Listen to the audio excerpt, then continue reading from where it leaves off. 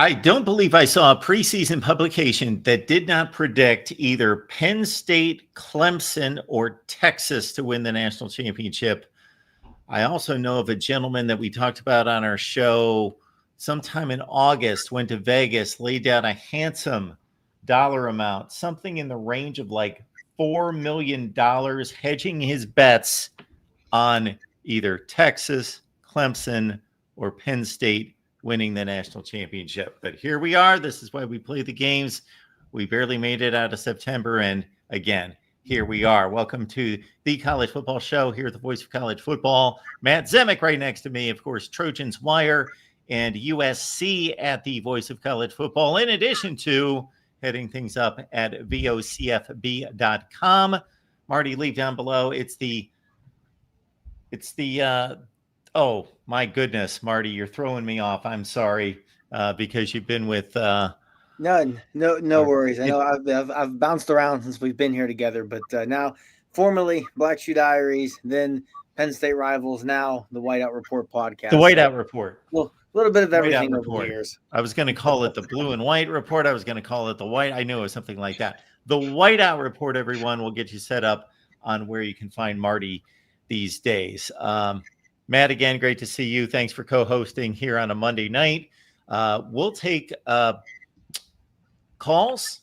I will leave the call-in line there in the chat. You know our deal. You'll see it posted here in regards to, I don't want to speak for Matt, but I'll stay here as long as you want me. You know what that means, and we'll put the conditions up there on the screen. So we appreciate you being here, but I'll get us started here, and then Matt can jump in with the follow-up question. Marty, my 4 years, I guess, of journalism school at Kent State University brings me to this intelligent question. What happened?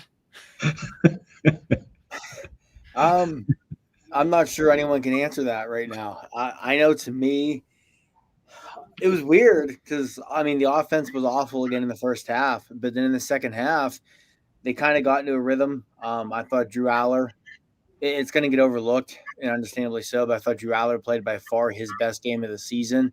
It reminded me a lot of the USC game last year, where in the second half he was trying to almost single-handedly will them to victory the way he did in the Coliseum. It came up just short. I think what's most concerning is defensively, it looked like a group that quit, and that is always a concern. Amari Campbell, the transfer linebacker from North Carolina, made some mistakes, missed some tackles, but played his heart out. Dom DeLuca, the former walk-on, had the big game against SMU last year in a playoff. Similarly, played his heart out, but DeLuca, he's a former walk-on for a reason. Limited athletically, was only in there because Tony Rojas is out for the rest of the year with a knee injury. But outside of those two, that was a defense that there was just not a lot of effort. And, you have a bunch like Penn State where they brought everybody back with one intention to make a run in the national championship. Technically, that's not over yet, because if you went out and you're 10-2 with a win in Columbus and a win against Indiana, you're still going to be in the playoff, but that's not going to happen. That third loss is when, not if. And when that third loss happens, that's when, I fear, things could really get ugly, because I think you could really see this team start to check out, see guys start to opt out. And, it's going to raise some pretty big questions on the big picture state of this program. And, it's unbelievable that we're here, right? I mean, like you said, going into the season, it was Penn State, it was Texas, it was Clemson, and even Penn State after the Oregon loss, right? It was still hey, they can't get over the hump in the big game, but I thought they showed some good things to really fight back in that game just to tie it. And then to have the lead in overtime, and, that bad snap, if it bounces towards the line instead of right to Dante Moore, well, who knows what this conversation looks like, because they would have recovered it. They would have won that game and things look totally different. But to come out against UCLA, who, I still think is the worst Power 4 team in the country, and just lay the egg of all eggs. I said it on the Whiteout Report post-game show on Saturday evening. I think you can argue that was the single worst loss in program history. I think it's by far the worst loss of the James Franklin era. And it's one that you're just left wondering, like, where is this going to go? How ugly could it get? How much does it spiral? And what's the fallout, assuming all of that happens? Marty, I follow UCLA pretty closely. So, this is a game that I had on my main TV and I was following it from start to finish. Where do we start with the coaching? What's worse, either for you or for the Penn State fan base? The fact that Jim Knowles, a $3.1 million defensive coordinator, gets schooled by a 33-year-old making his debut as a play caller, Jerry Neuheisel, or that James Franklin was just asleep at the switch early and late. Early on the onside kick, obviously UCLA's interim patchwork quilt staff found something on film in that onside kick formation, and then at the end, not rushing the punter on the safety, allowing UCLA to burn 8 seconds. So what's the worst of those SHIT sandwich things from the Penn State coaching staff, Knowles and Franklin alike? I mean, I think a lot of it, you got to put at the feet of James Franklin. First and foremost, you're the head coach, right? It falls at your feet. The onside kick was terrible. The clock management at the end of the first half, where they never called a timeout. And he said afterward they didn't do it because they didn't want to leave enough time for UCLA to go down and score. Well, UCLA still wound up going down and scoring anyway again before halftime. And then even the play selection, the punt. I mean, every human being on the planet, apparently, except for James Franklin and special teams coordinator Justin Lustig, knew what UCLA was going to do there.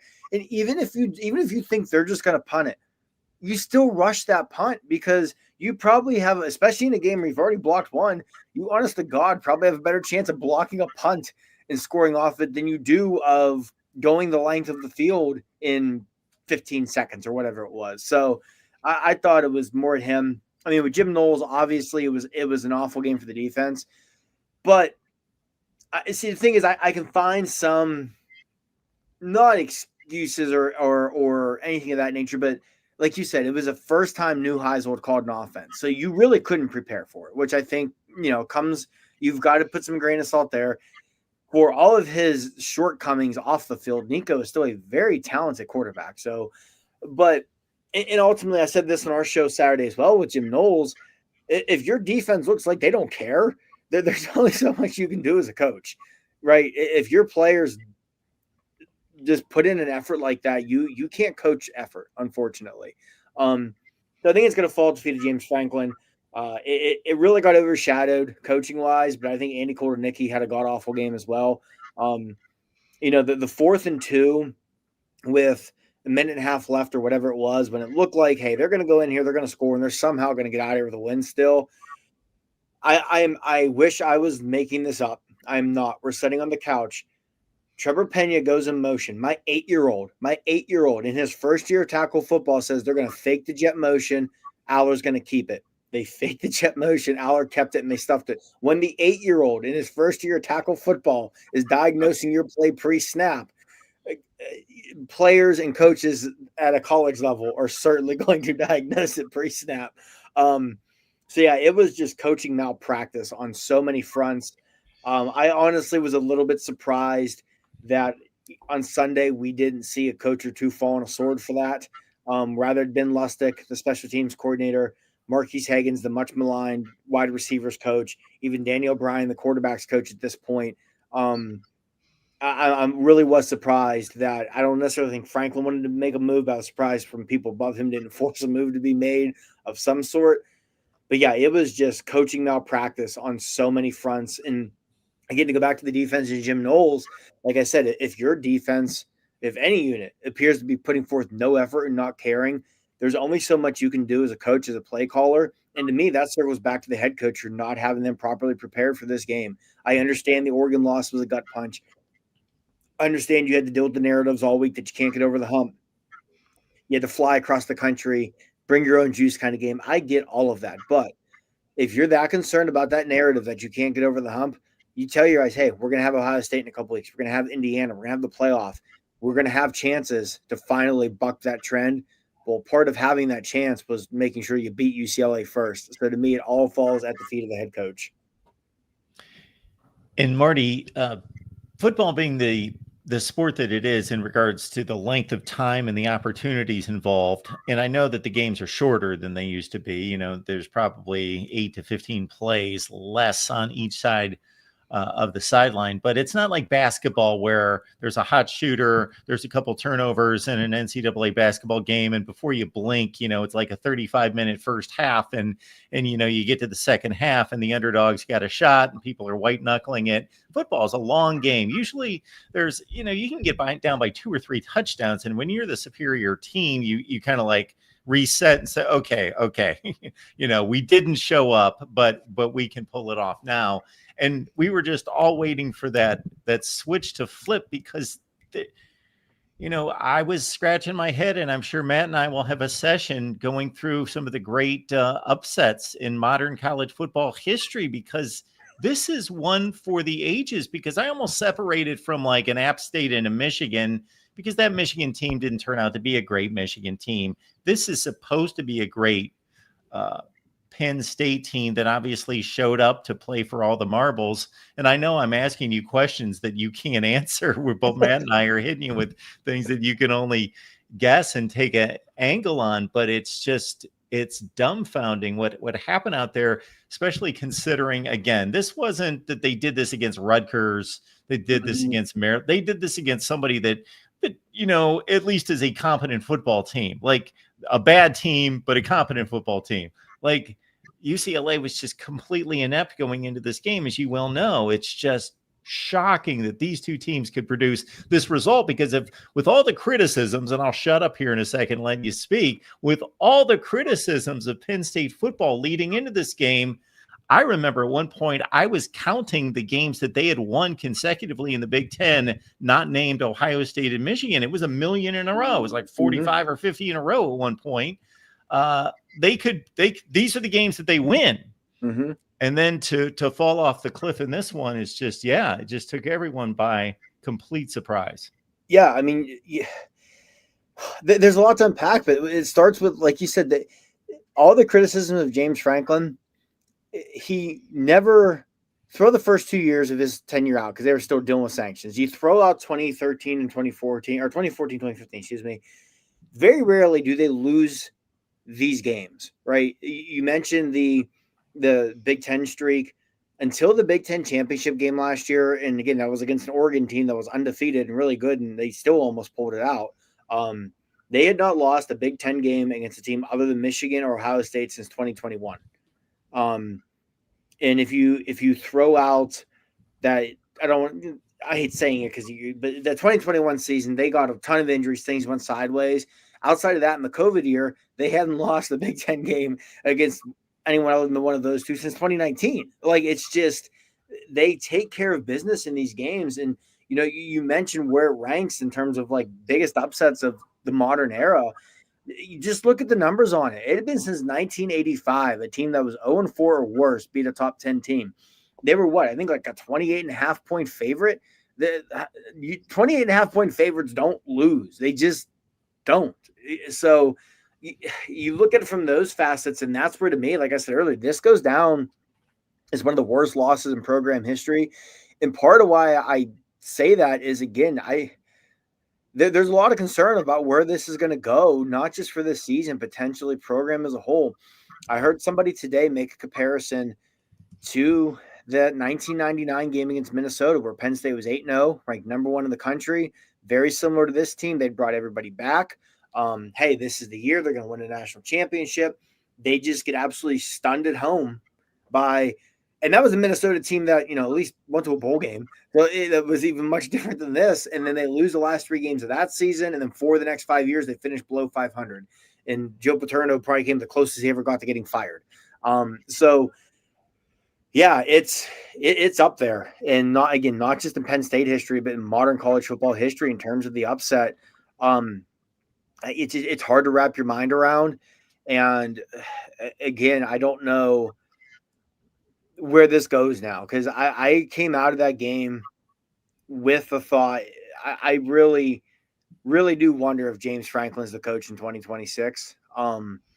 Honestly, at this point, I'd almost be surprised, unless they right the ship and they win out, get to the playoff, make a run. I'd almost honestly take the field over him as the coach. because I think you're going to see a scenario where a lot of the big donors, the people ponied up to bring back Katron Allen and Nick Singleton and Drew Aller and Dennis Sutton and all, I can understand their train of thought. Hey, we went all in and you won 8-4, 7-5, whatever this winds up, even if it's just 9-3 and missed the playoff. Why would they continue to donate until a change is made? Right. And in college football, when you lose the boosters, when you lose the donors, it doesn't matter what anyone else feels, right? Because that's what matters. And in addition to that, I can tell you right now, I have never seen the fan base as a whole just turn on him like this.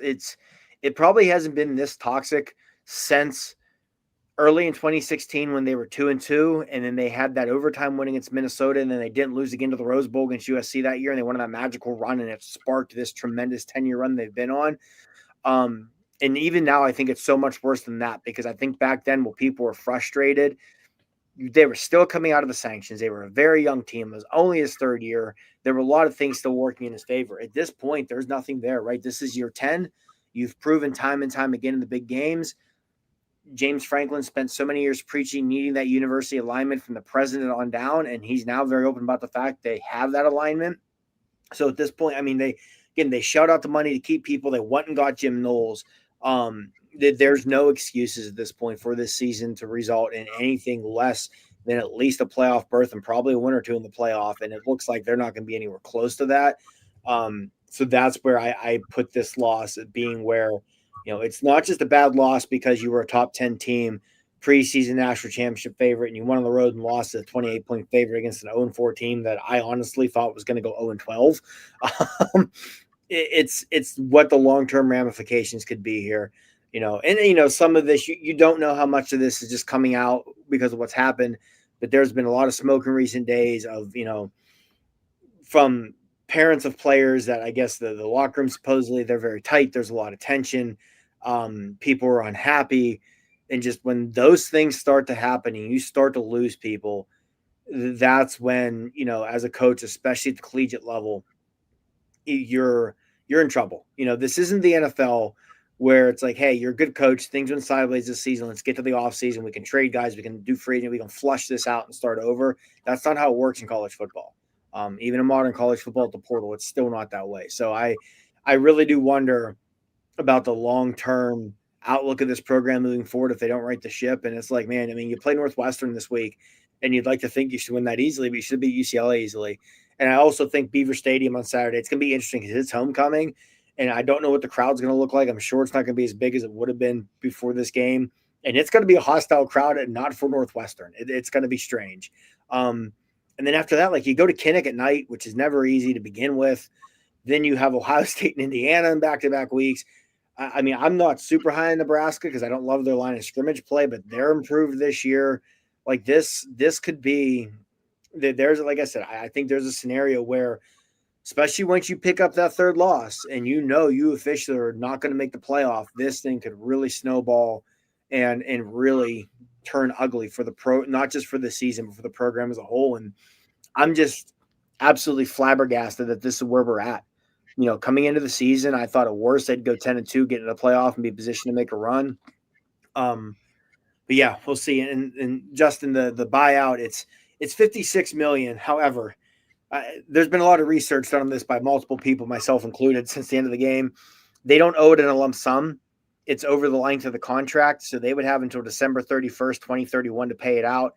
Quick math on it, it'd be about $750,000 a month. That's a number that an athletic program like Penn State, if they really want to find a way to pay that, they'd find a way. So I don't think the buyout is the detriment people think it is. Now, again, if he's not here next year, I also think there's a chance there's like a mutual parting the ways type of deal.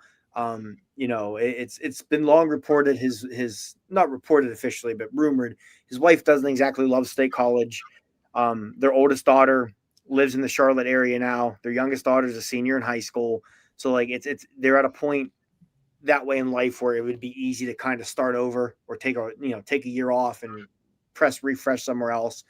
Because I still think James Franklin's a good football coach. I do. I just don't know at this point what's their left. It's almost like it's run its course. And another comparison I've made, and not to go on, but another comparison I've made is Andy Reid and the Eagles, right? There was a lot more good than bad, but everyone knew it was time to end. And Andy Reid's gone on to have a lot of success, obviously. The Eagles have gone on to have a lot of success still. I think it's similar to that, where it's, 12 years is a long time in modern college football for a coach to be somewhere. And eventually it runs its course. And I think we, unfortunately, especially because this is a year no one expected it to be this way, we might be getting to that point where, James Franklin and Penn State are running their course.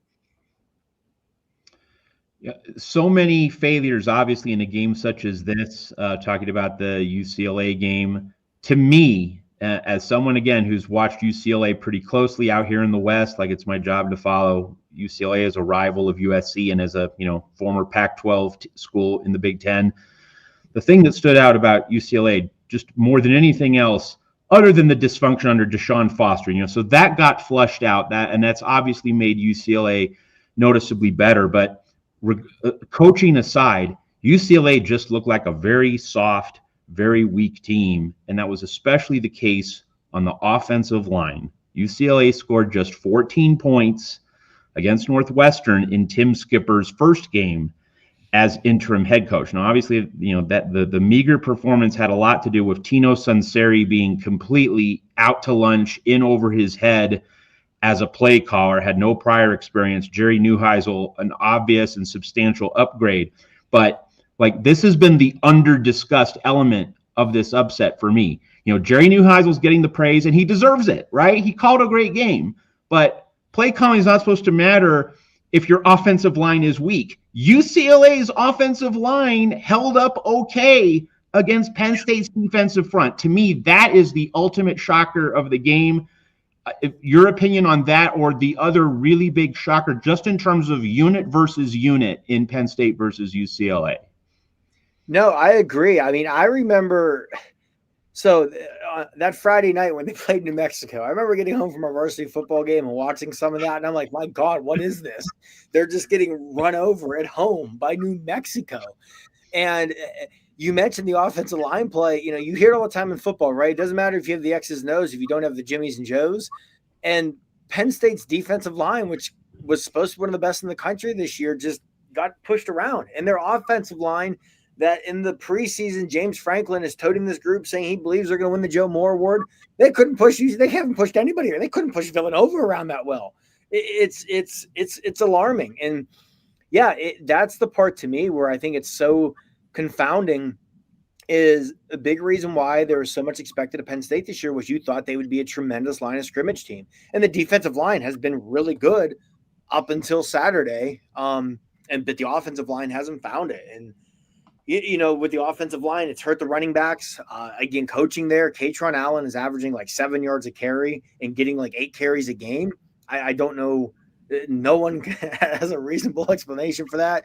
James Franklin was asked about that at his press conference today and just gave a word salad of an answer.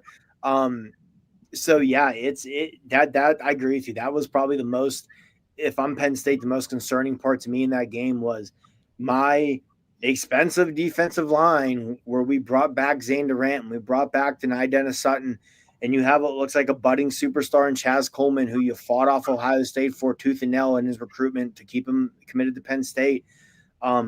Those guys they were invisible for most of the game. And I think that's what's super concerning, is if you can't against a team like UCLA, like you said, they look soft. I agree from what I saw. And not that I've watched a lot of UCLA this year, but again, I watched a lot of that New Mexico game that Friday night, and just, my goodness, did they look horrific. And like you said, Matt, tip of the cap to Jerry Neuheisel. He called an awesome game. I will admit, even as a Penn State fan, I saw Rick Neuheisel came out and released a statement apologizing today. I get it, but as a dad, I thought it was so cool the way they would cut to him and his reaction. I love that. That's one of the cool things about sports, that the human element of it. But yeah, like you said, if you don't have the players, it shouldn't matter who's calling your offense, right? You could have prime Lincoln Riley or Andy Reid or Urban Meyer, whoever calling. If you don't have the players, it shouldn't matter. And it shouldn't have mattered for UCLA. And yeah, they came out and pushed Penn State around. What was it? They ran for 315 yards, something like that, when they'd been averaging 40 yards rushing a game or something ridiculous. And to me, that's where it screamed quit factor to me, where it's just where was the effort? Like I said, I saw two guys play with any effort at all on the defense on Saturday. And I tip my cap to Mari Campbell and Dom DeLuca because they played their hearts out. But I saw almost zero effort from anyone else on that defense. Yeah, this is where, again, as we pepper you with questions, Marty, I just expect like you throw your hands up and you can give us answers. But when you take, let's still understand that UCLA has a roster that's probably, if you combine all the recruiting classes, like a top 25 roster in the sport. For as bad as they've played, their recruiting classes are usually 18 to 25 in the country, something in that range. But yeah, where you take a team that's substantially better, but football's an effort sport. If you're not trying, then, those are scholarship athletes over there. They're fast, and they reached the Big Ten level as well to a certain degree. So it's an effort sport.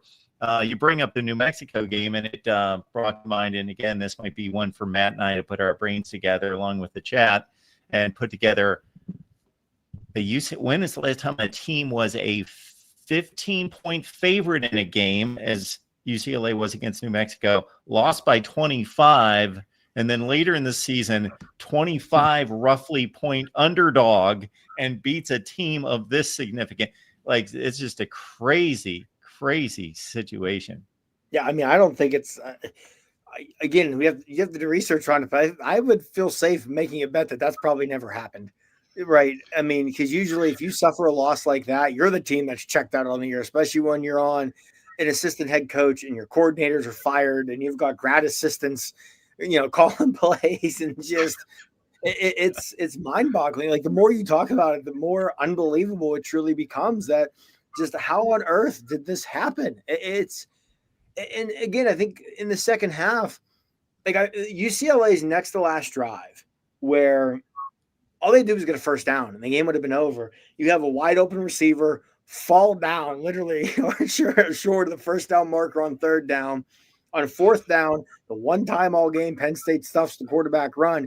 And you're like, they're going to sneak out of here somehow. They don't deserve this win, but they're going to find a way to get it. And it was just, no matter how badly UCLA tried to give it away, Penn State wouldn't let them give it away. And it's just, it's an effort thing. Like you said, Mark, obviously the kids, if you're at UCLA, you don't lack talent. You don't lack physical tools, right? Yeah, you might not be a top 5, top 10 roster like Penn State's was anticipated to be, but you should still be a solid top 25 to 30 power rated team, if nothing else. So like, it's not like there isn't talent there, especially when you have a quarterback like Nico Imalieva, who was a 5-star guy for a reason and has shown flashes of it in his career and played a heck of a game on Saturday. Yeah, so when you combine that with just the lack of effort I saw from Penn State's defense, and this is what happens, I guess. It's just, I still can't totally wrap my head around it. I've never seen anything like that in all my years of watching football. Because, I mean, even like you said, the App State-Michigan thing, that Michigan team, which it's kind of fitting because there's definitely some similarities there, because that was the year Henny and Hart and Manningham and Jake Long all forego the NFL to come back to make one last run at it.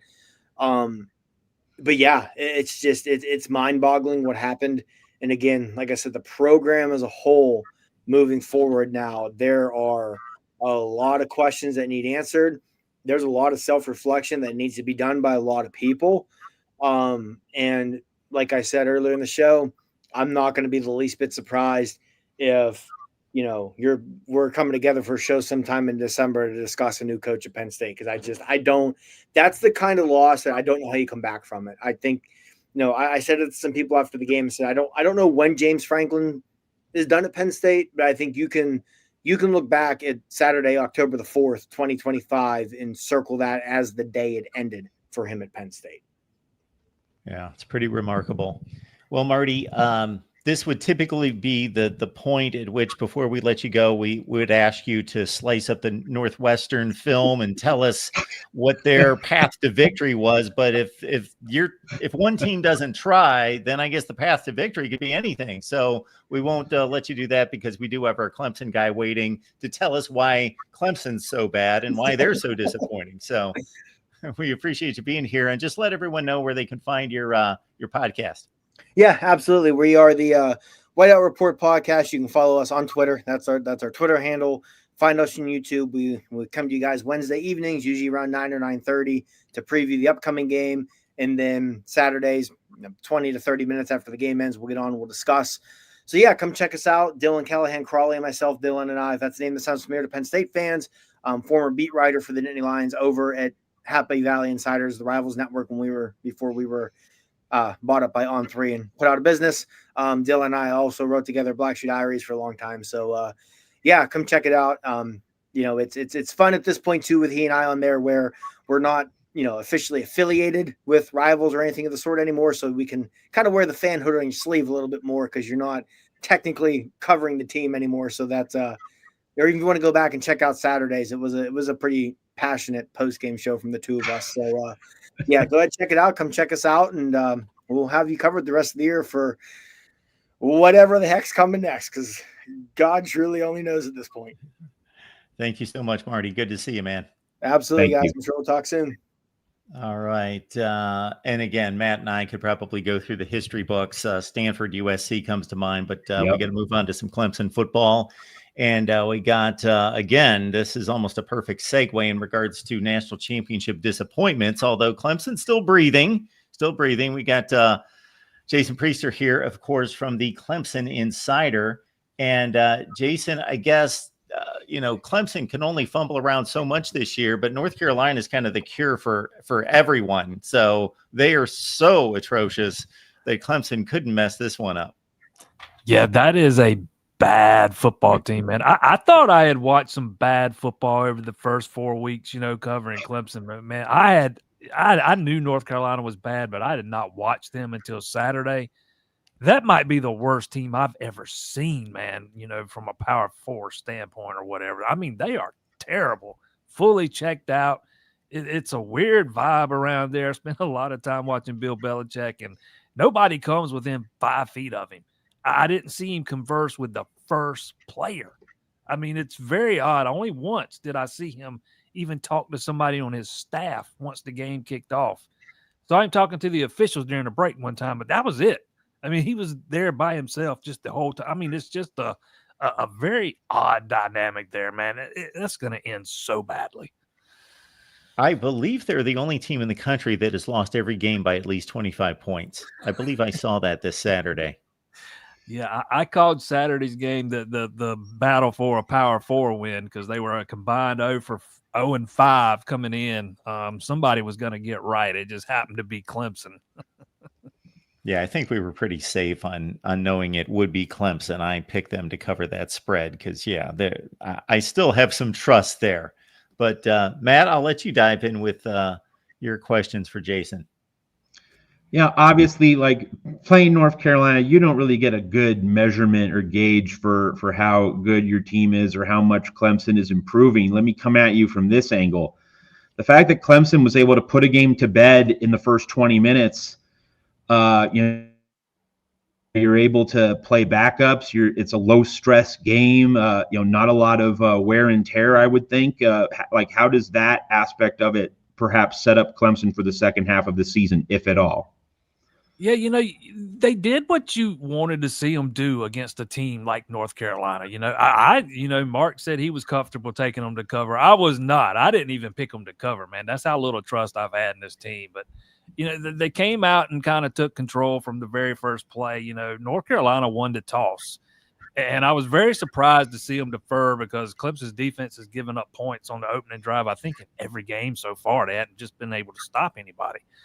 But seeing them come out, hit a touchdown on even on a trick play, a little double pass on the first play of the game, you could kind of start seeing the confidence build back up a little bit because this is a team that's just been beaten down on the field, in the press, everywhere, just flat out beaten down during the 1-3 start. I think the bye week came at a good time, but they were able to get the backup Chris Vizina in there in the third quarter and kind of see a little bit of what he's got. Fans have been clamoring for him since Cade Klubnik has been so lackluster through this 1-3 start. But, yeah, I think it builds a little momentum as they get ready to head to Boston College. Again, I think it's, like I said a minute ago, I think it's a confidence booster. I think Klubnik in particular, needed a little injection of some confidence because he seemed to be rattled. But to me, that's about all you can take out of this thing, man. I was glad to see him put it to bed early. The offense finally, kind of got on track here. And we'll see if they can do it again. I'm certainly not convinced that all the L's have been fixed by blowing out this bad North Carolina team. So, Jason, I did not catch any of Dabo's post-game comments against North Carolina, nor his preview press conference for the Boston College game. But obviously, he created quite a stir after some of the more recent losses, Georgia Tech and certainly Syracuse, where he's basically just kind of laying it out on the line like, hey, if you don't want me around here, that's fine. I'm good. I'll leave. And I don't know what prompted that. See, that's the problem with social media. I didn't sit there and watch the entire press conference, but I saw the statement and a pretty lengthy, not like 7 seconds, like a good, minute to 90 seconds. So it's just kind of funny because he's one of the guys in college football who's so secure in his position, or we think that he can just kind of say whatever he wants and be that forthcoming with, hey, I'm good. I'm going to keep coaching. I've accomplished all this. Hey, if you don't want me here anymore, that's fine. I'll leave, kind of thing. Yeah, I cannot remember the first question that kind of, led to all that, but he was kind of heading in that direction already. And whatever the first question was, and he talked for a few minutes, and then somebody followed it up and asked him if the the negativity was getting to him or something like that. And that's kind of when he started to kind of go off the rails there. But we had that same exact press conference 2 years ago after Notre Dame. Before Notre Dame, when they were sitting there 4-4. It wasn't the exact same, but it was very similar. If you've been around Dabo enough, you kind of see that thing for what it is, man. That the media, everybody around here is just hammering on those players for how poorly they played over the first 4 games. Then all of a sudden, he goes on that rant. Nobody's talking about those players anymore. Everybody's talking about him, and how out of touch he is. All the focus is on him. So that's kind of how I look at that. The fans kind of get tired of hearing it sometimes, particularly, at that specific point in time, where they had just played so poorly against, a Syracuse team that I don't even think's all that good, not even before the quarterback got hurt. That's just, and they came in there and blew your doors off.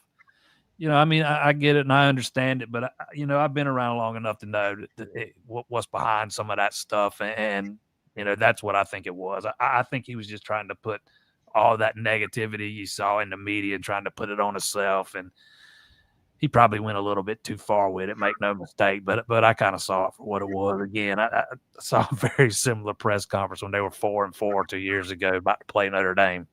Hey, Matt, if I could follow up here real quick along the same lines, because I don't know if anybody's done this. Jason, you're at the news conferences. You can let me know if anybody's done this or has the opportunity to do it. But this is still, up until this season, still been the best program in the conference, even during this downslide, even post Trevor Lawrence 2020. This has been the best program in the conference, and it's not even close as a whole. Florida State jumped up. A couple of teams have jumped up for like one season, but this has still been the gold standard in the conference. But still, there is a huge disparity, significant, I should call it, not huge, like top 3 in the country to like top 15 is what it's been since Trevor Lawrence walked off campus. So has anybody ever presented that to Dabo to say, you built this thing, it's remarkable, it was great, you're still the king of the ACC, at least going into this season, but look at the numbers from 2015 to 2020, what went on here. And it was, again, arguably the best program in college football, right there with Bama, versus what's happened since then. It's almost the same exact period of time. It's been a significant drop-off. Just to have him kind of respond to that. Yeah, when you ask him that, you get the history lesson of winning the ACC 8 out of 10 years, and we've we've won 10 games every year, but 1 year since 2010. And that year we won 9. I mean, those are the kind of questions that kind of prompt those responses you get from him. He's got those answers kind of teed up. But he doesn't get too in depth into that. He'll basically just say, look, man, yes, he will flatly admit we're not going to win it all every year. We're not as good as we were 5 years ago. But I still, he'll say, I still believe in the way we run this program. I think our program's in good shape, even though, the team might not be in good shape. I believe in, our culture and yada, yada, yada. You'll get those kind of answers from him. Jason, just kind of picking up where you just left off in terms of the way Dabo runs his program. I would like to think that someone has asked him about Mario Cristobal in Miami with their NIL empire and, going all into the portal. Like, that's working. that formula is definitely bringing in results. So, like, is Dabo just going to die on this hill while Mario Cristobal tops him? I mean, what do you think it might take for Dabo to really rethink the way he does things? Like, would Miami need to win a natty or at least make the national title game? How does Miami and its success play into the Clemson philosophy, if at all? I don't think it does. If we go back into the summer, I don't remember many people questioning Dabo's portal philosophy. There just weren't a lot of holes on this team, or it didn't appear to be. He had went out and got a start in defensive end, which was probably the biggest weak spot on the team. Probably waited a year too late to do it. Probably needed to do it ahead of last season, but he went out and did it, and then added a couple of depth pieces at wide receiver and linebacker. The biggest gripe most of the fans around here had going into the season was Dabo didn't go get a punter out of the portal. That was the biggest question, the punter, and he's been fantastic. Dabo has been adamant that if he feels like he's got a gap or holes in his roster, he'll address them in the portal. And I think when we get beyond this season, I think that theory is going to really be tested because this team is set to lose a lot. All that production, 80-something% production return from last year, most of that's going to be gone next year. You got questions at the most important position on the field at quarterback. You're going to have holes you're going to lose at least 4 of those offensive linemen. I mean, there's going to be gaps everywhere. So I think his portal philosophy, we're going to really find out what he believes come this offseason, because he said on more than one occasion that if he was, starting over at a new program and there was nothing on the roster when he took over, he'd build it through the portal and he'd have no problem doing that. He just he says he hasn't believed he's not yet believed he needed to do that at Clemson. He's kind of always said, if I have a gap, I'll fill it. And like I said a minute ago, that theory is going to be tested, man, because there's going to be a lot of production that leaves from this team, no matter how good or bad they end up being. There's going to be a lot of guys that leave. Then you're going to have, the normal few that leave through the portal that aren't even out of eligibility. And you had a small recruiting class due to a bunch of decommitments in the 25 cycle. You haven't recruited to the level that you recruited at, during some of those national title runs, even though the sweet spot for Clemson's kind of been between 7 and 15. But there's going to be a lot of holes on this roster, and I'm kind of anxious to see exactly how far he dives in, because I think, he might need to look at filling the most important position on the field after we saw, the backup quarterback, Chris Vizina, a little bit Saturday. I just don't know that he's the guy that's ready to take over this team next year. I mean, there's still a lot of time between now and then, but that's a decision that's going to have to be made in December.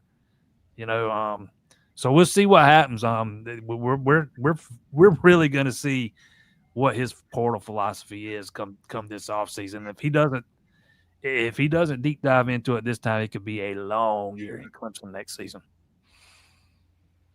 Yeah, we made comparisons off the top between Penn State and Clemson, but the coaching situation is where there's a fork in the road, and there's just no comparison between the stability and where Dabo rests with this program. It would seem as though, and I know I started getting questions here after the second loss. Oh, what happens? What's going to kick him out the door? What's going to get him fired? And I'm like, nothing's going to get him fired. It's going to have to be a couple more years.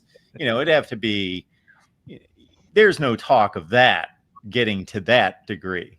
Yeah, he's rock solid there. He's accomplished his seat has not even begun to even get a little bit warm. Yeah.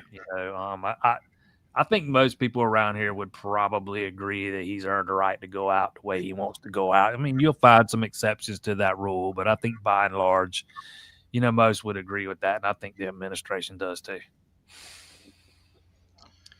In terms of the balance of power in the ACC, I mean, Miami #1, but then, how wide open do you think it is for any other spot? Do you think that that spot opposite Miami and Charlotte in December is clearly Georgia Tech's to lose, or do you think it's a complete jump ball, #2 on down through 6, 7, 8 in the ACC? Just how wide open do you think this is after Miami? It's the ACC, so anything can happen. We've seen that so many times in the past, but when you look at that schedule, Georgia Tech's got the rest of the way. I just don't know. They should win those games. They might not. Virginia's surprising some people. We'll see about Louisville, but I would absolutely, at this moment in time, I'd probably put Georgia Tech in the driver's seat, man. I'm a big fan of Brent Key. As long as Haynes King can stay relatively healthy, they've got a pretty clear path to Charlotte with what's left on that schedule. They don't have to play Miami. I don't think they play Florida State. They miss some of the better teams, and the ones they do play, they get several of them at home. I think their hardest game left in conference is North Carolina State, maybe. Can't remember if they play Virginia or not. I have to look again, but as we sit here today, man, I think it's probably going to be Miami and Georgia Tech. But since I think that means it'll probably be Miami and somebody else, because I certainly don't see Miami dropping more. I could see them dropping one due to Mario Cristobal doing something, but something off the wall in one of those games. But I certainly don't see them losing two, man. That's a really good football team, man. Some people that didn't watch that Florida State Miami game might think that thing was close, but they blew their doors off. Miami just kind of let them back in there in the fourth quarter. That thing wasn't even close. They got it going on down there right now. Well, I'm supposed to be unbiased, and I report myself to be unbiased and am 99.9% of the time, but I am going to admit right on here that I'm rooting for Virginia. That's all there is to it. I would love to see Virginia in the ACC championship game. That makes two of us, man, because, I covered Tony Elliott for a while he was here at Clemson. Half the people that wanted to run him out on a rail when it was time for him to take that job because the offense was getting too stale and it was archaic, yada, yada, yada. Those same people begging for him back now. But, yeah, I got a little sentimental pull there with Tony Elliott and Virginia, man. It was, man, that game against Florida State you might have a hard time finding a better game the rest of the season. And he's had such a hard time of it, over his first few years with some of the stuff that went on up there. But yeah, you'll find a lot of people in this neck of the woods that are pulling for Tony Elliott in Virginia. And what's interesting, that would be a great story, man. And what's interesting about their path is just based on name value and talent on the field. And I think this is a legitimate path that if you look at the rest of their schedule, they got past the two biggest games on face value on the schedule. They've made it past Florida State and Louisville, and they have an easy ride, relatively speaking. Of course, we're talking about Virginia, so they could lose any of these games. They're all 50-50 toss-ups the rest of the way for them. But they've cleared Florida State and Louisville. No Clemson, no Miami on their schedule. Yeah, they definitely, there's a path there for sure, man. And they've got a quarterback in Chandler Morris that is pretty dang good too. And Clemson fans are pretty familiar with him, seeing his daddy is the former offensive coordinator at Clemson, Chad Morris. no Georgia Tech on their schedule. No Georgia Tech, Miami, or Clemson. That sounds like Georgia Tech's schedule. Once you get past Clemson, they don't get Florida State, Miami. I don't think they played Louisville. Yeah, they've got a path, man. It's going to be interesting. That is definitely who I'll be pulling for, is Virginia for sure, man. They're fun to watch. Tony's such a good guy, man. He's a really good coach, man. He's a lot in a lot of ways. He's like Dabo, which shouldn't be a surprise. As much got his coaching career, or he spent most of his coaching career there under Dabo. A lot of the same traits that he's trying to instill in that Virginia program that Dabo's instilled in this one here in Clemson. That's absolutely the team I'm pulling for, man. I'd love to see Virginia and Miami go at it there in Charlotte. Anything else, Matt? Yeah, I follow Lincoln Riley at Trojans Wire, my regular job blogging about USC. What about Garrett Riley? I'm sure the disappointment that he and Cade Klubnik, it was supposed to be this seasoned, tested, experienced pairing. Why hasn't it worked out? I mean, obviously you fielded this question in a lot of the stuff that you do, but tell our national audience here at the Voice of College Football about why this marriage just hasn't worked out this year. That's the $1 million question. When you look at what Clemson's got on offense, on paper, this should be a really productive offense. They were top 15, top 20 in scoring last year, and through the first 4 games, they just can't put points on the board. They were averaging less than 20 points per game. There are always things you can critique about play calling, and I don't dive too deep into play calling generally because it's hard to know what he's thinking, what he's trying to set up, but for me, the biggest thing for me is just Klubnik's not played well. He's just not seen, at least before the North Carolina game, he's just not seen the field well, pre-snap, post-snap. He's locking on to his primary receiver. He's not going through his progressions. There's been so many instances of him, forcing the ball into somebody when he's got his hot route wide open for big yardage. Several times in the LSU game, a couple times in the Georgia Tech game. I don't know if it was all the preseason expectations that he was trying to live up to, or if he got a little rattled in the LSU game because he was resorting back to kind of running out of the pocket when he didn't need to, instead of stepping up into it. He was escaping, running to his right when there was really no need to. He was making a bad habit of that over those first 4 games. So I think that's been the biggest thing, is just, the quarterback play's just not been what anybody expected. There were people talking about Klubnik being a first-round draft pick. That's gone quiet in a hurry, but that was kind of the talk over the offseason.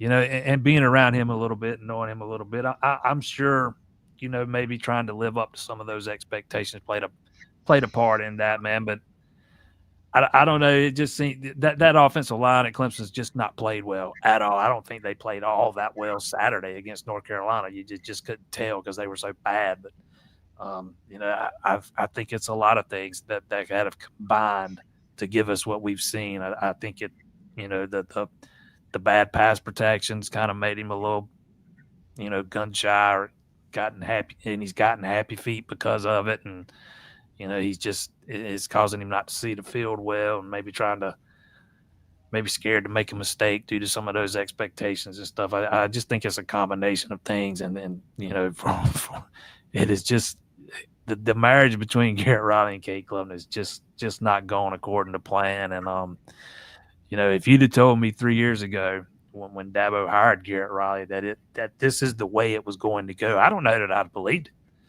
You got this kid, and it's not like he doesn't fit what Riley wants to do. Riley recruited him while he was at TCU, so he had to think he was a fit for what he wants to do on offense. So, sometimes you just don't hit on the quarterback, and unfortunately for Clemson, they might be missed on 2 in a row with DJ and now Cade, because Cade just hasn't gotten there. We're talking about a guy that was the top ranked quarterback in his class.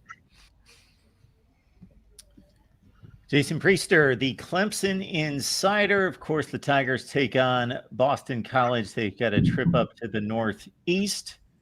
Are you going to take that one on, Jason? Yeah, I believe so, man. And I've not missed one in a while. I don't think I'm going to be missing this one either. It's going to be a little trek. But it's a fun place to go, man. Last time we were there a couple years ago, it was for the Red Bandana game, man. And that place, it was a night game like this one, and it was sold out. And that place was hopping, man, at least for about a quarter. Clemson was good enough to quiet them down, after about a quarter and a half. But, it was a fun experience, man. I'm looking forward to getting back up there. Everybody catch Jason's work at the Clemson Insider. You see his X handle as well as the Clemson Insider as well. Jason, appreciate you being here. Thanks for being patient. Yes, sir, man. I always appreciate it. All right. Okay, Matt, I guess we'll take some phone calls. And again, as always, you guys know the deal. You see me here every Monday, Tuesday, Wednesday, Thursday, and Friday, and Saturday. I guess I should shorten that too. I'm not here Sunday, but otherwise we're here late night. And Matt, you're welcome all the time, but for some reason I seem to invite Matt on the Monday nights, but you are welcome anytime. So we will be here as long as you want us, but that could be 5 minutes or that could be 5 hours, but we'll leave it up to you. We got Dr. Buckeye checking in. Yes. Hey, hello, gentlemen. Hi, Matt and Mark. Just a few observations on this weekend. I caught a little bit of your Penn State guy earlier, and it's interesting. I caught a little bit of the James Franklin press conference afterwards, and I don't know if your Penn State guy had addressed this, but I don't know if you heard this correctly. But Franklin pretty much said that this team had not fully recovered from the loss of Oregon, and that there was almost seemed like there was a carryover effect to this football game. I don't know if A, you heard that, and B, how much of an indictment is that on a head football coach? I know you're traveling to the coast, but wow. Yeah. Any thoughts? Go ahead, guys. Yeah. This is part of life as a college football coach, right? Yes. If you lose, you need to pick it back up the next week. Like, are you new to this business? Are you new to this industry? Like, this is just a basic element. You play 1 week, you play the next, and you have to turn the page.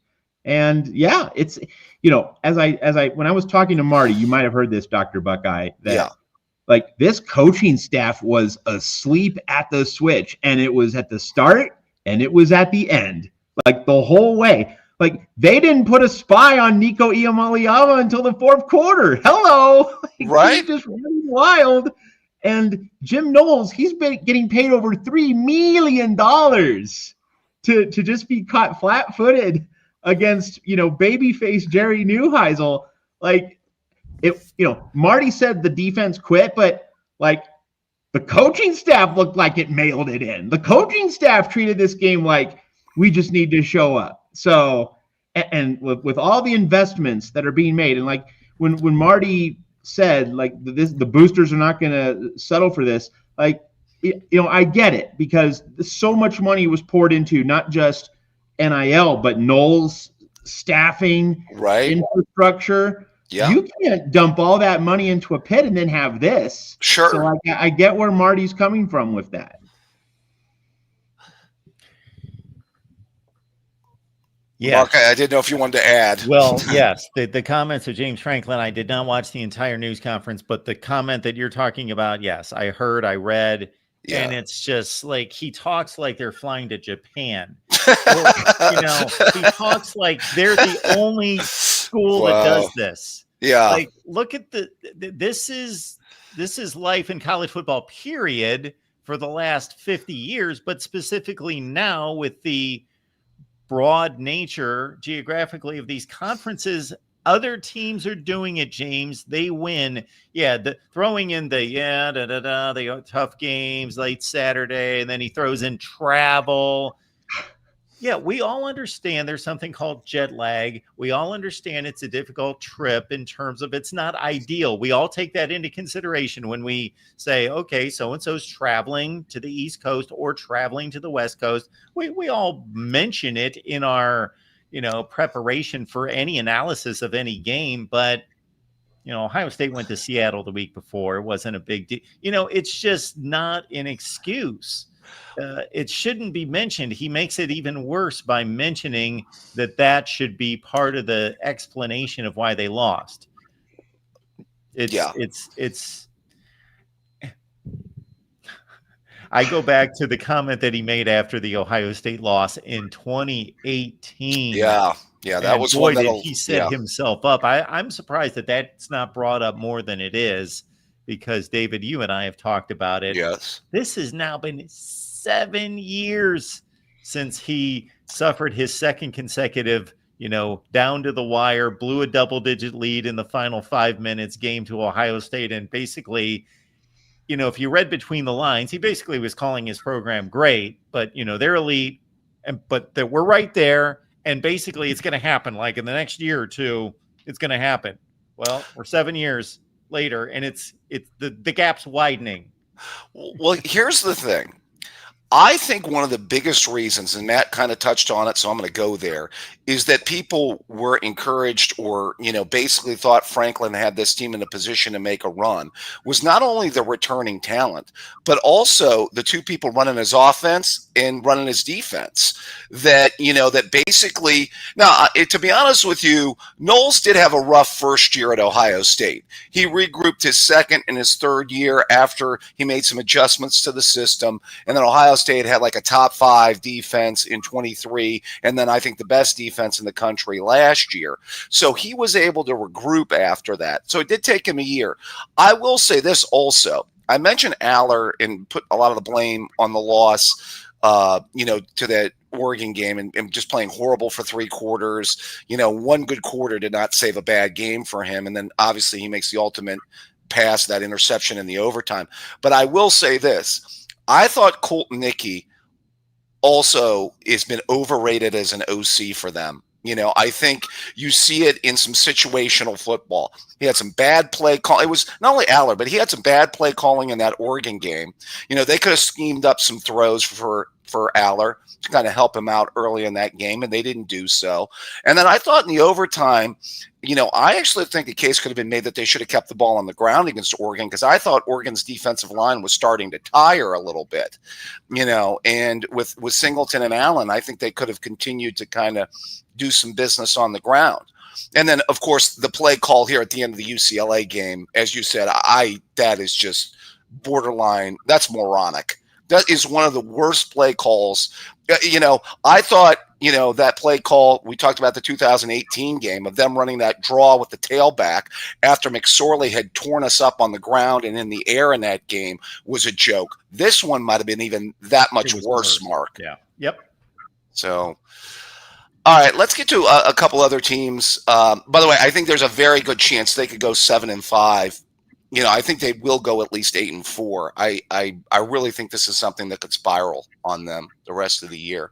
And like our buddy Marty mentioned, sitting there with his 8-year-old watching that play unfold and the build up to the play, I sat there, and I'm not a professor of the Penn State offense, and it went through my mind. Okay, what are they going to do? Because they're kind of an in between distance situation where it's not just an obvious, just push it forward, but it's 2.5 yards. Yeah, I just thought, my goodness, that they're in love with that Drew Aller quarterback run a little too much. Why, I don't know, but that's a long. I know that they, especially looking at what they had looked at for 3 hours. This wasn't like, they had been pushing UCLA all over the field for 3 hours, their offensive front. All right, let me get to the other team I picked to win the national. Actually, my national title game pick just totally went in flames this weekend because, of course, I picked Texas and Penn State, Mark and Matt. So, although, by the way, there was a lot of people that picked that. I don't think I was in the minority. There were some people that liked both of those teams, by the way. Before you go, David, I led off the show by saying I don't remember a preseason publication that I picked up, in addition to the top 3 odds makers in Vegas, were Texas, Penn State, and Clemson as the 3 main contenders for the national championship. Everybody was picking them that I know of. Now, this guy here picked an Alabama-Ohio State national championship game. Well, He's still alive. You're looking good, Mark, right now, actually. I'm going to get to Alabama in a second because I have a quick comment about them. I did want to say, by the way, did you guys watch a lot of the Texas-Florida game? I watched every snap. Okay. Basically. I don't know if, Matt, you got a chance to catch it. But I was focusing on Penn State, UCLA. Okay. Yeah. I was doing a little split screen. So I got to be real with you. Doing a little split screen. And I will say this, even though Arch had his struggles with the 2 picks in the game, what really surprised me is the way Lagway and that Florida offense cut up a Texas defense that, I got to be real with you, I thought was top 5 in the country coming into that game. And, I know Arch is getting a lot of blame right now, and well, he should. This Heisman hype and this build-up that he was having this year to have this incredible season. Mostly Feinbaum, I think, was doing a lot of that, by the way. But your old colleague at ESPN, Mark. So I digress. But it's interesting. I think this one, even though Arch was shaky. Do you have to put this one, though, more on the Texas defense, Mark? I know you watched pretty much all of it. And what your thoughts are on that? I think the blame should be shared. However, in terms of what was surprising, yes, it was the Florida offense operating in that way against the Texas defense. That's what surprised me. Was I surprised that Arch Manning looked like an NFL quarterback one drive? Then the next drive, he looked like he was completely lost. And then it went back to he almost goes from pass to pass. Like he'll throw 2 dimes, and then they'll be further down the field 5 plays later, and he throws. What I noticed about him is that there are many times that he gets pressured in the pocket where a really good quarterback can still make a throw when he's off platform. He's kind of like pressed in between like a defender and like an offensive lineman, and he can still shoot it out of there. If he has any kind of traffic in his face, leaning on him, where you see a lot of guys still deliver the football and it looks like a clean pot. When you watch the football being thrown and the rotation on the ball, it looks fine. He's throwing ducks all over the place, and then you go back, watch the replay. Oh, somebody was kind of pressed against him or something, and that just throws him off. I have to say, though, Mark, he had some bad throws against Ohio State, even from clean pockets. Oh, yeah, he did. Even from clean pockets. Sure. I think there's a mechanics issue there. I really do. There seems to be. And you know what surprises me? I'm a huge Sark guy. I don't know how Matt feels about Sark, but there's probably some feelings that probably would be interesting to hear, one way or another there. But I thought Sark had rehabilitated himself, going to the Saban school. Obviously Texas was a Final Four team the last 2 years with Sark, and I would say that's with a Quinn Ewers that never reached, apex mountain Quinn Ewers, and a guy that had a lot of injury problems. So, it was interesting that Arch has not been able to, get his mechanics under control and just be a consistently accurate thrower. And now some people also put that on the competition he played against, in Louisiana too, that he wasn't necessarily playing against the most high level competition there. If only his family maybe put together some kind of quarterbacking school. Yeah, had a camp or something, Mark. I don't know. They might think about that. Yeah, that might help. That's what surprises me. So you're putting it on Sark. I put it on his lineage. Like you would think, like leading into this, I started to see some clips from high school that weren't the most favorable. Yeah. And there were a couple that came out where he was really starting to get annihilated. Like, okay, this whole 5-star thing is just a Manning thing. And I thought, okay, well, he can't be that bad. People aren't just, elevating a guy that would be, playing at Georgia State as a 5-star. And he's turned out, obviously, his talent. But I thought, if anything, based on his name, he would be buttoned up in regards to who studied more film than his uncle in the history Yeah, of football? that's true. Like who Yeah. was mechanically sound more than his uncle? Yeah. One of the two at least, but who had the clutch gene? So put all that together, like what in the world? Like I expected him to be prepared beyond belief.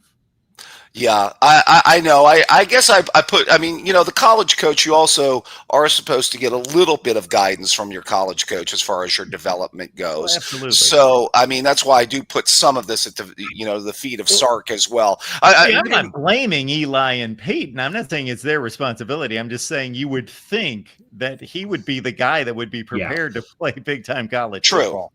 Well, Matt's here for the Sark blame. He's eating that up, I'm sure.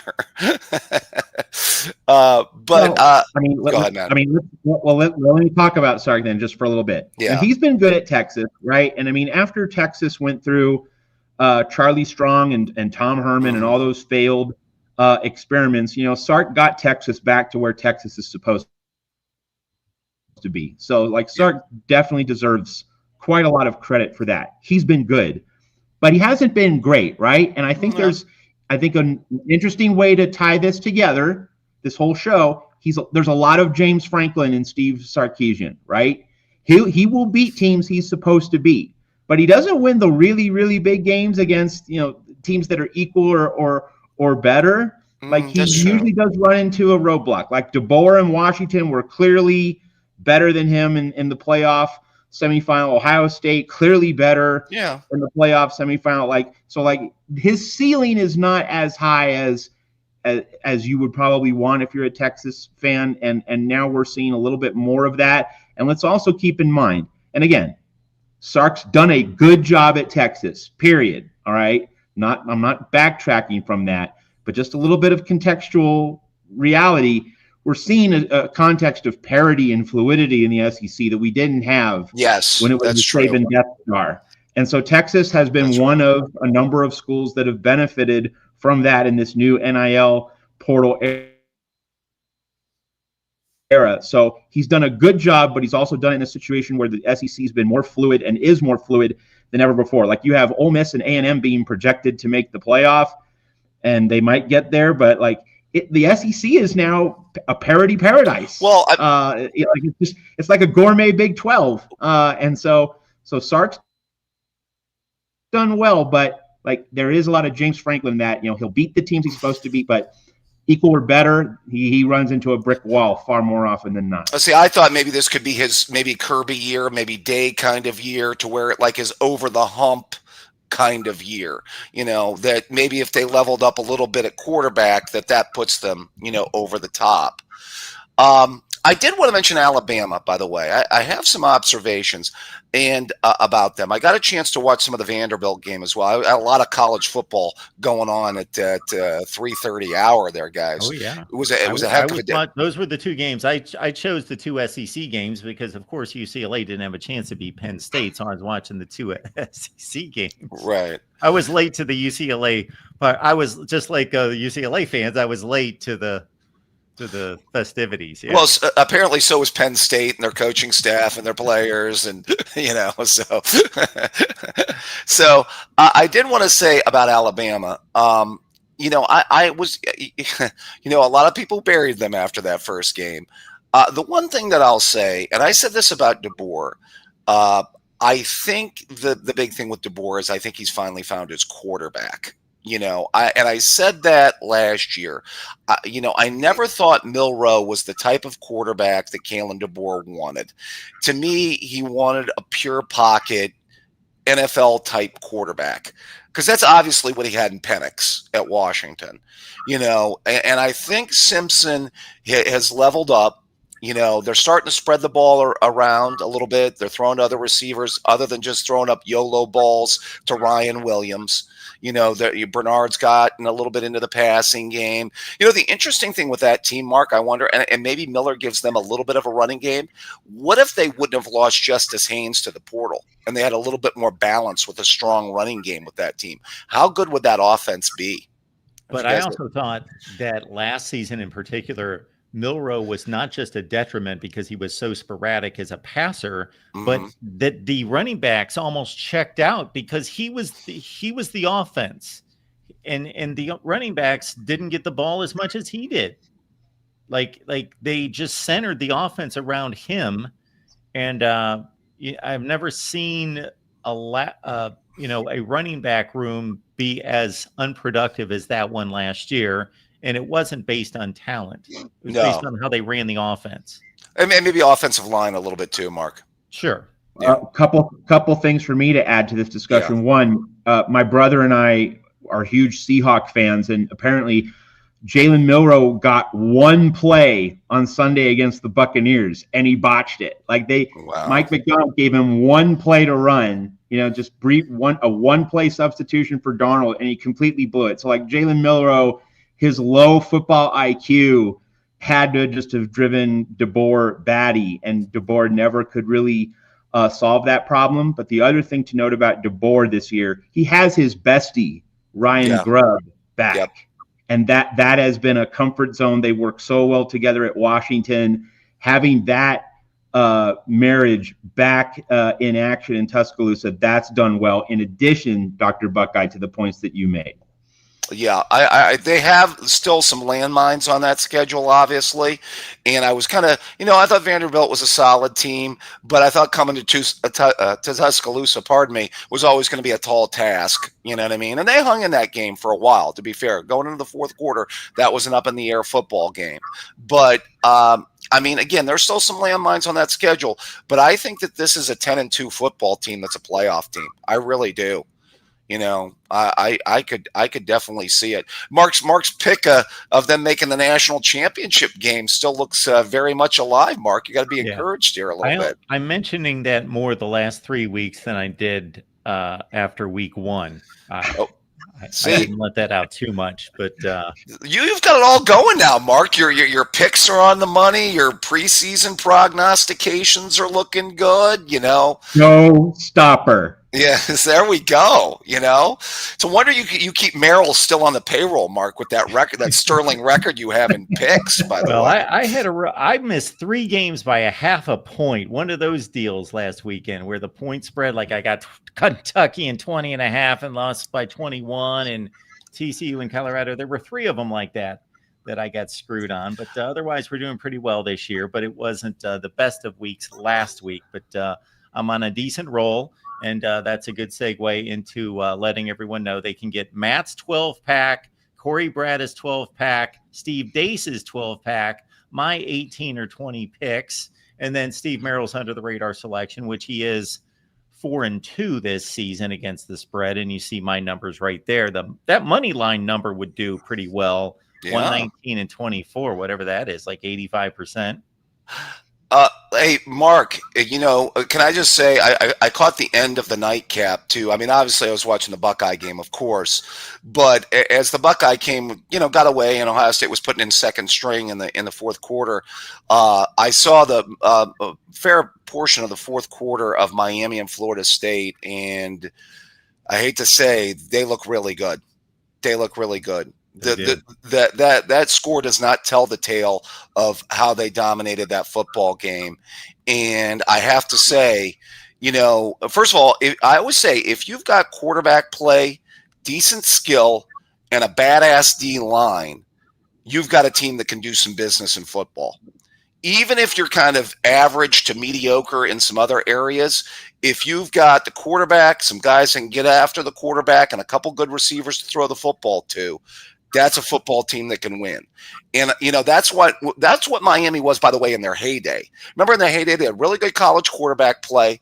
They had some really good skill, backs and receivers, and they always had those badass defensive lines with, those really good D tackles all the way back to the Jerome Browns of the world and Russell Marylands and Warren Sapps and all those guys. So I think that they're a legitimate top 3-4 team in the country, Mark. I really do. I do too. I really do as well. I watched a lot of Miami. I saw every play of the Notre Dame game, a lot of South Florida, most of the Florida game, and then this game. And I think that they are just that good as well. Now we'll see if they have a clutch gene in them because None of these guys have experienced any That's kind true. of pressure or playing for anything before, except Carson Beck, obviously a quarterback. Does it always help for quarterbacks to go from the SEC or the Big Ten to the ACC and play some of those ACC defenses, though? Maybe a little bit, You would think so. But yeah, I think Beck looks really good too. They're going to be really interesting to watch. I was wondering like who I would have at like the number 2 spot after the Buckeyes right now, whether it would be them or Oregon. Indiana is going to be fun this week, though. That's going to be fun this week, I got to say. Mendoza and more in what could be a shootout. So, well, guys, a good show. I think we're gonna have another really good week of college football. I think the Big Ten's got a good slate this week. Yeah. Any early thoughts?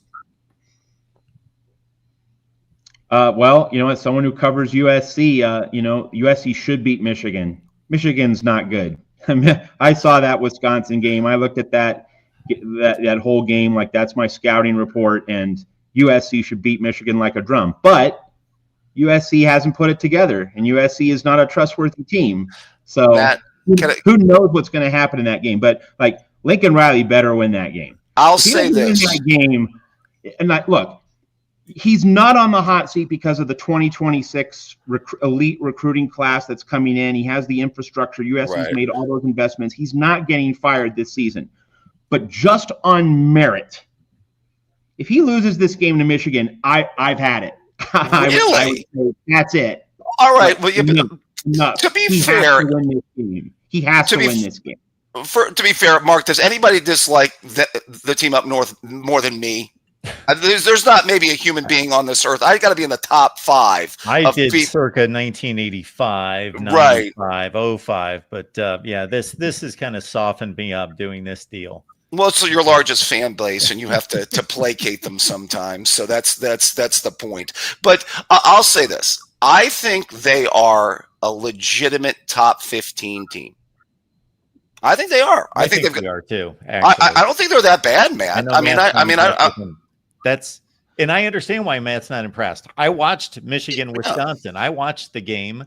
It was not impressive. Wisconsin's a bad football team. They have a front 7, and they have nothing else. They don't have a quarterback. Right. They don't have any weapons on offense. They don't have a vintage offensive line. They don't even have a good offensive line. And it's been ravaged by injuries. What they did have, their secondary slow. It's no good.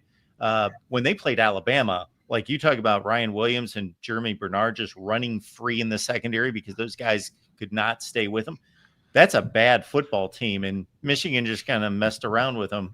We're up 17-10 most of the second half. I agree. A couple quick things. I think beware of those blitzes, Matt. I think Maeva can do some business against that secondary. I do think they're a little bit vulnerable at corner. And bring your run defense because they do have a really good pair of backs. Haynes and Marshall are very solid.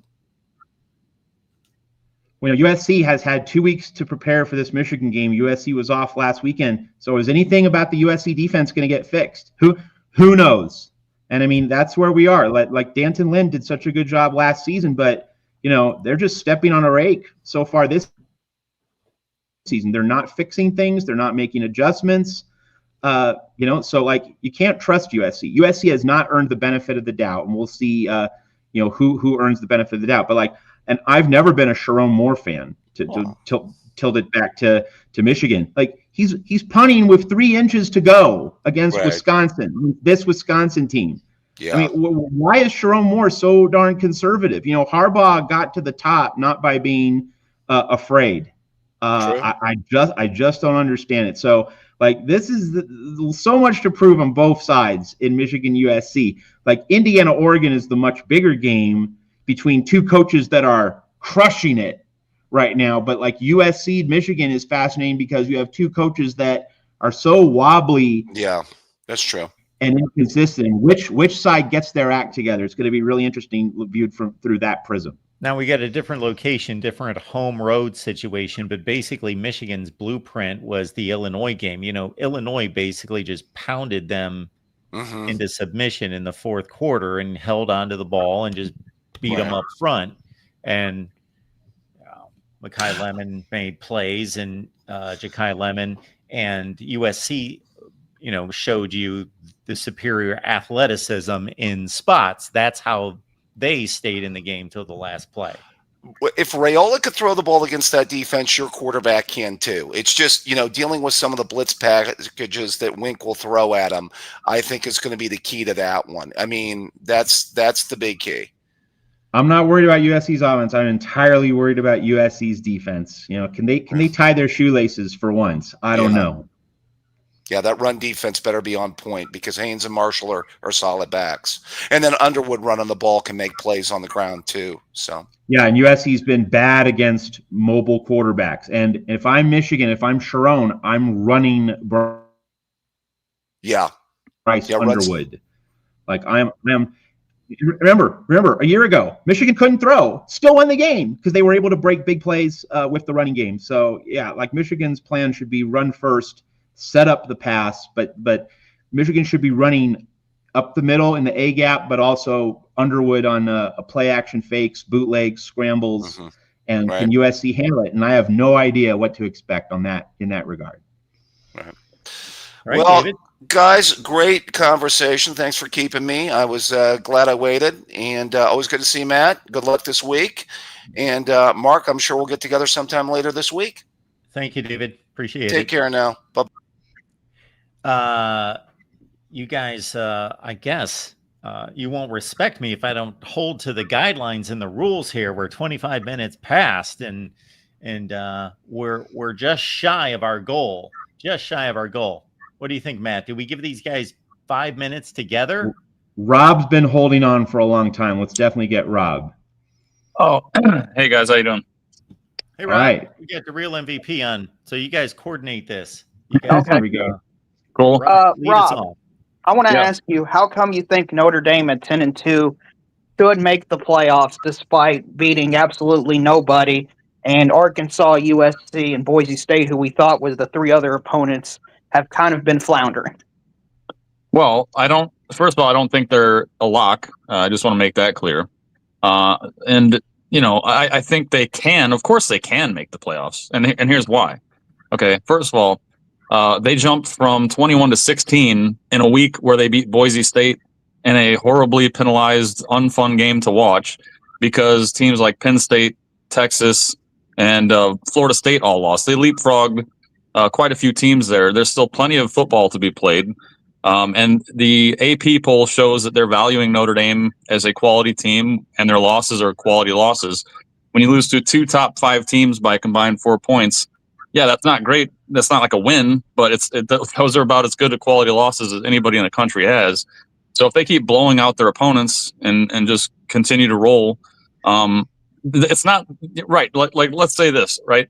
Notre Dame's future is not in their own hands. They don't control their own destiny, but they can definitely get in. And the committee has shown that they value Notre Dame in the past, and especially what they did last year in the playoffs when they got there, and what they're doing to people right now and how they played those two top 5 teams.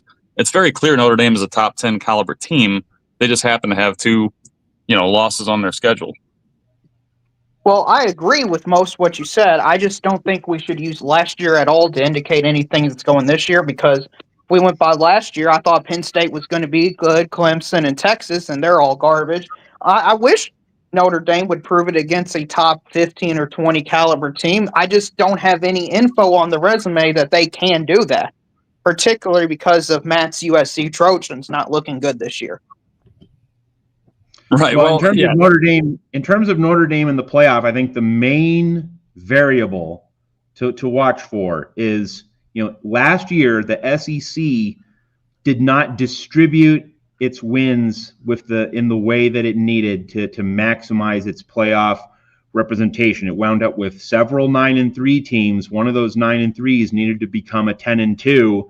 It didn't happen. So, like, if the SEC, which it's a conference dominated by parity, just spitting out more 10-2 teams and fewer 9-3s, that's the variable to watch for in terms of how Notre Dame fits into the playoff picture. The SEC just needs more 10-2s, fewer 9-3s, because a 10-2 SEC team will get in over 10-2 Notre Dame lacking the high-end win. So it's just a matter of how the pieces of the puzzle shake out. Well, see, this is where I guess I disagree with this philosophy. I think there's going to be multiple 9-3 SEC teams make it in this year over 10-2 teams, particularly Notre Dame, since they don't play a conference title game. Like if LSU beats Texas A&M and finishes 9-3, they're going to get in. For example, same thing with like a Vanderbilt or Missouri or Alabama. You just look at their schedules and how good the SEC. I don't see how a Notre Dame team whose best win is against USC compares against a 9-3 Alabama, whose best win, even with 2 losses, would be LSU. I mean, it's just so much better than anything else Notre Dame can bring to the table. I do believe cards on the table, DeReal MVP. If it's 9-3 Vanderbilt against 10-2 Notre Dame, who's getting in? Not who should get in, but who will get in. Vandy's getting in. Not even a question in my mind. Vanderbilt's in. Okay. I will bet on Notre Dame getting in over Vanderbilt. Not that it should happen, but politically, TV, etc. Well, here's the thing too. First of all, LSU is not going to beat Texas A&M. LSU is going to. They're not going to beat anybody with a pulse. Like they struggled against Florida. LSU has been one of my most overrated teams all year. They're just going to keep proving that as the year goes by. I'm not worried about LSU. And again, I'm not saying Notre Dame's going to get in. I'm just saying that there is a path. And if Notre Dame doesn't get in, I'm not going to be mad. Like, look, they needed to beat at least one. They would have controlled their own destiny if they beat either one of Texas A&M or Miami. They lost to both. Now, granted, they got robbed, and I'll say this all the time. They got robbed against A&M with that blatant tackle, that holding call that was missed on the go-ahead touchdown. But whatever, they missed the point after. You know what? They deserve to lose for missing that point after. But anyways, the point is this: you needed to win one of those 2 games to control your own destiny. You didn't. So if they don't get in, I'm not going to be mad. But I see a lot of people that are going to be very mad if they do get in. And that's just funny to me, because I think it's very clear that Notre Dame is a top 10 quality team. And I think the committee is going to look at that and say, we want to fill the playoffs with the teams that are like top 10 caliber teams. So Notre Dame does have a path as long as they keep playing and as long as their defense keeps getting better every week. They definitely have a path to get in. My problem with this line of reasoning is you're just making declarative statements like LSU we know won't beat Texas A&M. I don't know that for sure. I think they're pretty equal teams. Or we know Notre Dame's a top 10 quality team. I don't know. Beating up on Arkansas, who might be the 15th or 14th best SEC team doesn't prove anything. Beating up on a G5 school that got humiliated by South Florida doesn't prove anything. I don't know, to be honest with you. So, DeReal, beating Arkansas 56-13, a team that took your precious Ole Miss, which is one of the vaunted, top-ranked teams in the SEC. They should have beat Ole Miss. They fumbled at the last minute. Otherwise, they would have won that game. So you're saying that means nothing. Like Arkansas gave it all to Ole Miss. It gave them everything they could handle. Notre Dame destroyed Arkansas, and that was at Arkansas. Like, let's not this is the kind of logic that Notre Dame haters always use. They'll take points. They'll take something good that Notre Dame does, and they'll just say, "Oh, that's garbage. Who cares?" But then, like, if an SEC team were to beat Arkansas 56-13, I guarantee you they'd be like, "Oh, that's a quality win right there." Like, you can't have it both ways. And again, oh no, there's like 3 or 4 SEC teams that I think have separated themselves into the trash, with it being Florida, Kentucky, Arkansas, that are unequivocally at the bottom tier of the SEC, and then between like 13 and 3 is pretty fluid this year. You don't think Texas is at the bottom or near the bottom? They're in that tier 2 team. Like, it wouldn't shock me if they beat Georgia. They've got the talent, they got the players to do it. If Arch Manning just keeps improving, I think they can beat Georgia. The SEC is like the Big 12, and Matt's right about this, where anybody basically can beat anybody else. But when you say, well, Ole Miss should have lost to Arkansas, well, I can't go back in time and say, well, if this play, I can't do the hypothetical game. I just work on the results we have. And the results we have are that Ole Miss played Arkansas much worse than Notre Dame, or vice versa. Notre Dame played Arkansas much better. My point is this. Basically just saying there's a huge performance difference in those 2 games, DeReal. Right. Yeah, I understand that, but we shouldn't just use one took Ole Miss to the wire. I understand, and that data point needs to be accounted for, but we got all these other data points that for now, supports that Ole Miss is the better team, and that's why they're ranked higher. Because based on the resume, they're better. Yeah, well, yeah, and eventually you got to beat somebody. I don't mind Ole Miss being ahead of Notre Dame, but what I do mind is, like, again, I'm not going to be mad if Notre Dame doesn't make the playoff because they took that path out of their control by losing both their first 2 games. But I think that there's a path, and it's not good. It's like I said, it's funny to me that there's going to be so many people angry and up in arms if Notre Dame does make the playoffs.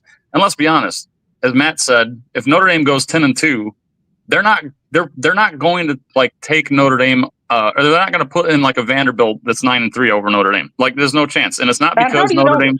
How do you just make this declarative statement? We have no evidence for this. Look at the past. We have plenty of evidence based on what the committee does. Whoa.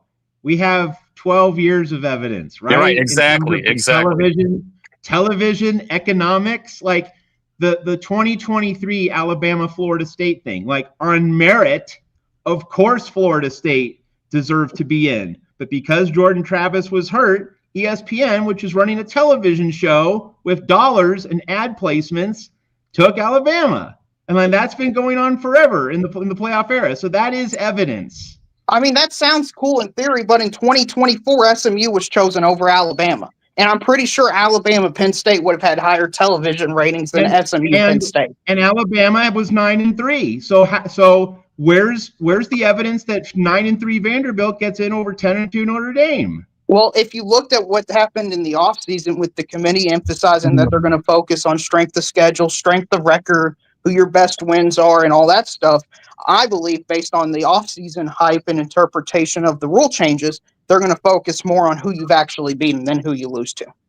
Okay. Well, yeah, we'll just have to wait and see. But like I said, I'm not going to be mad if they don't make the playoffs. All I'm saying, the real, is that they have a shot. And if you don't think they have a shot, I don't know what you've been paying attention to in college football for the last 20 years. No, they have a shot at 10-2, but to me, it's a less than 50% chance they get in at 10-2.